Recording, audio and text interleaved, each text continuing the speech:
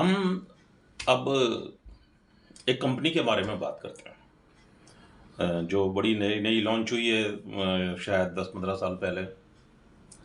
तो मैं आपको ये बताना चाहता हूँ इसमें कि कंपनियां ग्रो कैसे करके स्टॉक मार्केट में कैसे आती हैं और कब उनके आने का एक समीकरण बनता है, ये हमें कहाँ से पता चलता है या समझ में आता है।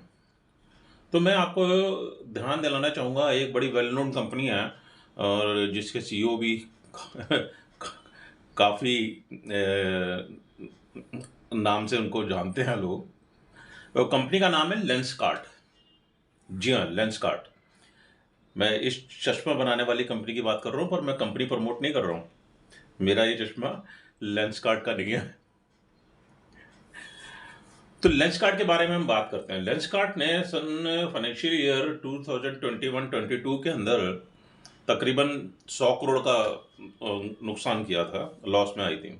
परंतु इस बार 22-23 के अंदर उन्होंने अपना मुनाफा जो है वो घाटे को रिकवर करते हुए 210 करोड़ रुपए का उन्होंने मुनाफा दिखाया।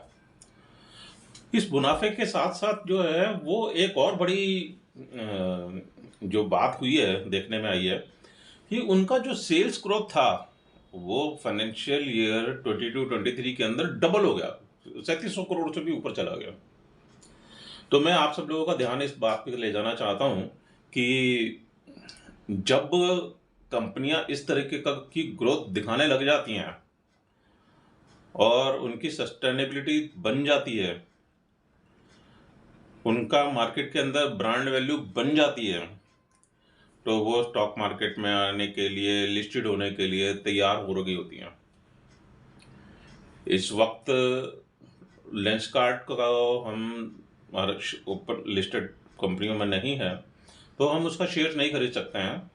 परंतु ओपन मार्केट में अनलिस्टेड मार्केट भी एक होता है, वहाँ से हम उसका शेयर्स खरीद सकते हैं।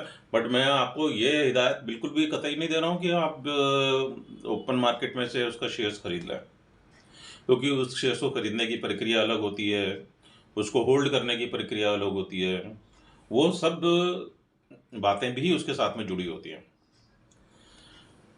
इसका जो कारण है, मैं जो इसकी वजह से जो मैं लेंसकार्ट की बात कर रहा हूँ, तो अगर हम टाइटन को देखें, तो टाइटन का अगर अपन पिछले हम 3 साल का अगर उसका डेटा देखें, क्वार्टर ऑन क्वार्टर बेसिस या एनुअल बेसिस के ऊपर, ईयर टू ईयर बेसिस के ऊपर, तो गोल्ड से होने वाला रेवेन्यू के अंदर कोई खास बढ़त नहीं देखी हमने। हाँ, परंतु उनके ऑप्टिकल बिजनेस से और उनके घड़ियों के व्यापार से उनका जो है वो प्रॉफिट जो उनके बैलेंस शीट्स में दिखता है, वो बनस्पत सोने के बिजनेस से काफ़ी ज़्यादा है।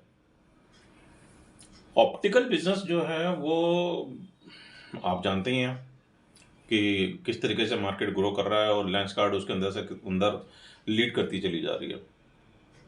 तो दोस्तों, मेरे कहने का मकसद या मेरे बताने का मकसद सिर्फ इतना है, ध्यान रखें, पैसे कमाने का मौका कभी भी बन सकता है। थैंक यू वेरी मच, फिर मिलेंगे।